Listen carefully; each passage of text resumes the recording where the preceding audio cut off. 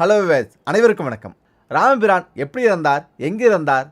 ராமரின் பத்திரியான சீதாதேவி தன் தாய் பூமாதேவியோடு இணைந்த பிறகு மனமுடைந்த ராமர் தன் புதல்வர்களான லவகுஷரோடு அயோத்தி திரும்பினார்.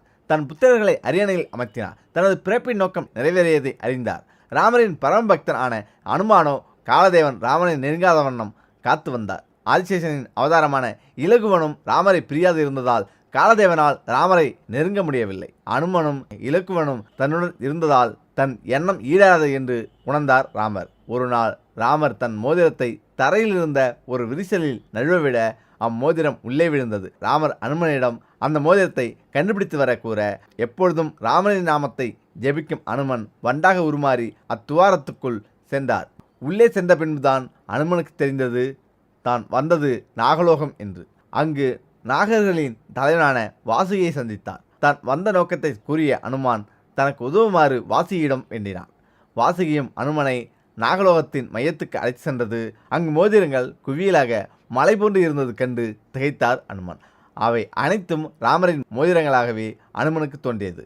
வாசுகியிடம் காரணத்தை வினவினார். வாசுகி 4 யுகங்களானது சுழற்சி முறையில் தோன்றும். அப்பொழுது ஒவ்வொரு முறையும் கிரேதயுகத்தில் அயோத்தியில் ராமர் பிறப்பார். ஒரு நாளில் அவர் மோதிரம் கீழே விழுந்து நாகலோகம் வந்தடையும். அதைத் தொடர்ந்து அந்த மோதிரத்தை தேடி குரங்கு கொண்டு வர மேலே ராமரோ இந்த பூவுலகில் இருந்து விடைபெறுவார்.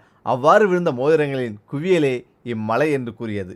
ராமர் மோதிரத்தை நழுவிவிட்டது தற்செயலாக நடந்தது அல்ல என்று உணர்ந்தார். தன்னை அவ்விடத்திலிருந்து விலகுவதற்காகவே அனுமன் மோதிரத்தை தேடச் சொன்னார் என்று அனுமனுக்கு புரிந்தது.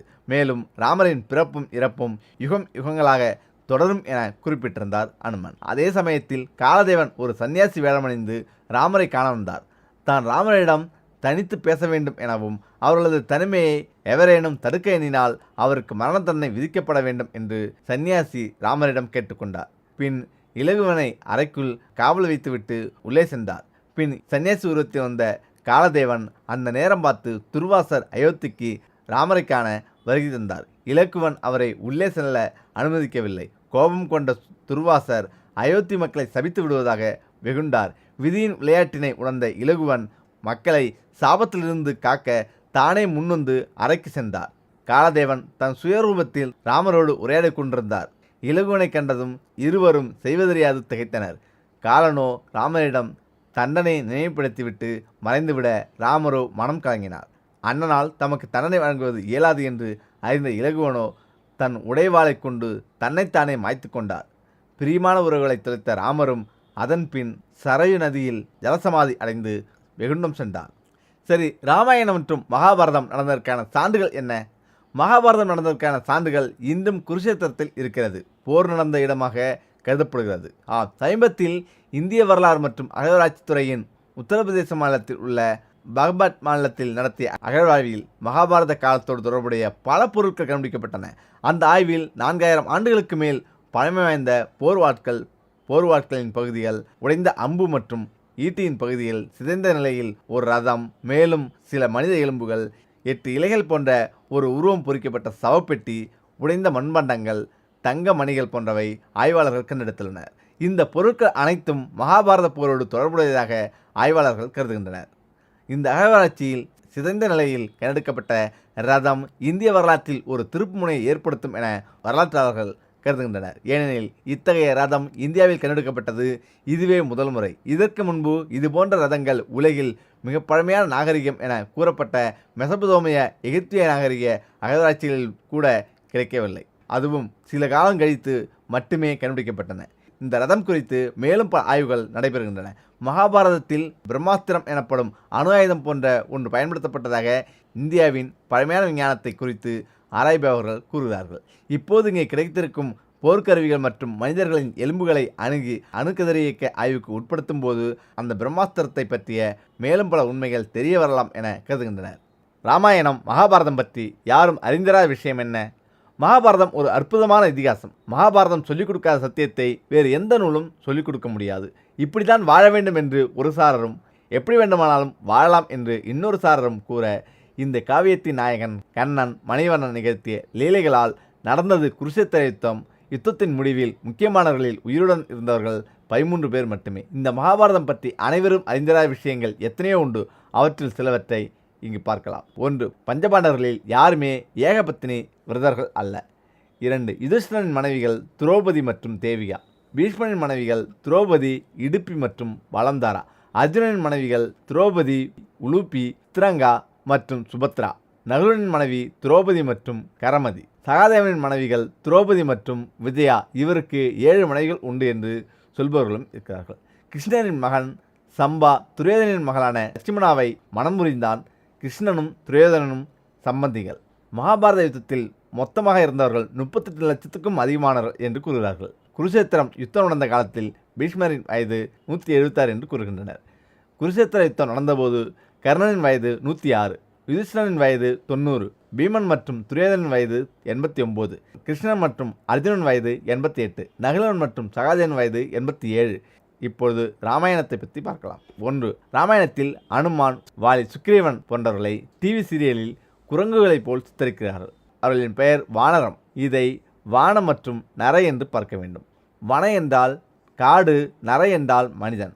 அப்பொழுது வானரம் என்பதற்கு காட்டு மனிதன் என்று பொருள், குரங்கு என்றல்ல. இதில் 2. ராமாயண யுத்தம் முடிந்துவிட்டது. ராவணன் இறக்கும் தருவாயில் இருக்கிறான்.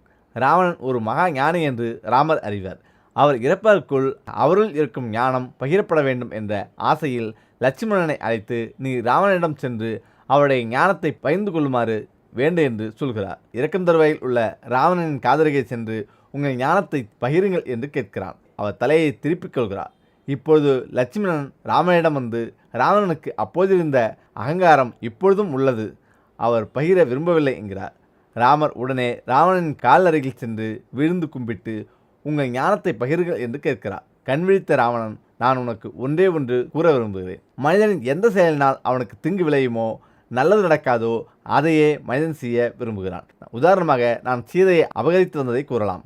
அவ்வாறே எது நல்லதோ, எது ஒருவருக்கு நன்மை பயக்குமோ அதை செய்ய மனிதன் மறுக்கிறான். உதாரணமாக நான் உன்னை சந்திக்காததை கூறலாம் என்று கூறிவிட்டு மரணமடைகிறான். சரையு நதியில் ராமன் ஜலசந்தி ஆகிறார். அவரை தொடர்ந்து லட்சுமணன், பரதன், சத்ருகன் அனைவருமே சரையு நதியில் ஜலசமாதி ஆகிறார்கள். வான்மீகி ராமாயணத்தில் 24,000 ஸ்லோகங்கள் உள்ளது.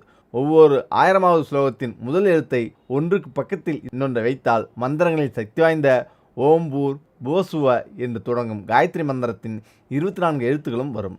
இலங்கையில் ராமாயணத்தை வேறு விதமாக பார்க்கிறார்கள். சூர்பனகை ராமனின் அருகில் மயங்கி அவனை மனம் செய்து கொள்ள ஆசைப்படுகிறாள். லட்சுமணன் அவள் மூக்கை அறுத்து எறிகிறான். தங்கையின் மூக்கை ஒருவன் அறுத்து எறிந்ததால் அண்ணனுக்கு கோபம் வராதா? ராவணனுக்கு கோபம் வந்தது. அதனால்தான் அவன் சீதையை அபகரித்தான். அது தவறு இல்லை என்று கூறுவார்கள். கடைசியாக இன்னொன்றும் சொல்வார்கள்.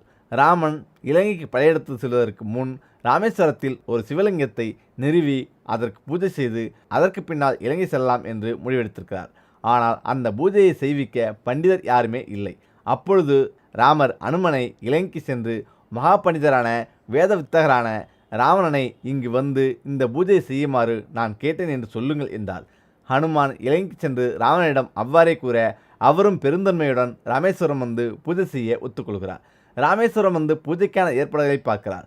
பார்த்து முடித்த பின்னர் ராமரிடம் கூறுகிறார், எல்லாம் சரியாக இருக்கிறது, ஆனால் திருமணமான நீ தனியாக இந்த பூஜையை செய்ய முடியாது, உன் மனைவியும் உன்னுடன் இருக்க வேண்டும் என்கிறார். ராமர் புன்முறுவலுடன் ராவணனிடம் சொல்கிறார், நீங்கள்தான் மகா பண்டிதர், இதற்கு மாற்று வழியும் நீங்களே சொல்ல வேண்டும் என்கிறார். உடனே ராவணன் தன்னுடைய பண்டித தர்மத்தை காக்க வேண்டி, சரி நான் சீதையை இங்கே வரும்படி செய்கிறேன், பூஜை முடிந்தவுடன் கூட்டிக் கொண்டு சென்று விடுவேன் என்கிறார். அதற்கு ராமர் ஒத்துக்கொள்கிறார். சீதை வந்தவுடன் பண்டிதர் ராவணனின் மேற்பார்வையில் பூஜை சிறப்பாக நடைபெறுகிறது. பூஜை முடிந்தவுடன் ராமரும் சீதையும் பூஜையை நடத்தி கொடுத்த மகா பண்டிதர் ராவணனின் காலில் விழுந்து ஆசி கேட்கிறார்கள். அப்பொழுது நன்கு கற்றறிந்த ராவணன் விஜயீபவ என்கிறார். இதற்கு அர்த்தம் வெற்றி உணர்ந்து ஆகுக என்று. இதற்கு பின்னால் என்ன ஆனது என்று நாம் அனைவரும் அறிவோம். ராமாயணம் நடந்ததற்கான சான்று ராமேஸ்வரம் கோவில் சேதுபாலம் கடற்கரையில் இன்றும் இருக்கிறது. மற்றும் மராட்டிய பேரரசர் சிவாஜி ஒரு ராமபக்தர். அவர் அவுரங்கசீப் அரசர் தனியாக இருக்கும்போது வீரர்களின் உதவியுடன் சிறைப்பிடிக்க முயன்றார். சிவாஜி தன்னிலை மறந்து ராம்கீதம் பாடிக்கொண்டிருந்தார். எங்கிருந்தோ நிறைய குரங்குகள் வந்து சேனை வீரர்களை கடித்து குதறியது. வீரர்கள் என்ன செய்வது என்று அறியாமல் ஓடிவிட்டனர். சிவாஜியை ஒன்றும் செய்யாமல் பாடுவதை ரசித்தது. இன்னும் ஒரு சம்பவம் இது கல்வெட்டில் இன்றும் இருக்கிறது. இளவரசி உடல்நிலை சரியில்லாமல் இருந்தபோது சிவாஜி ராமகானம் இசைத்து உடல்நிலை தெரியாது. அது முதல் ராமர் மீது அவுரங்கசீப்புக்கு நம்பிக்கை வந்தது. இன்று உபன்யாசம் நடக்கும் இடங்களில் குரங்குகளை பார்க்கலாம்.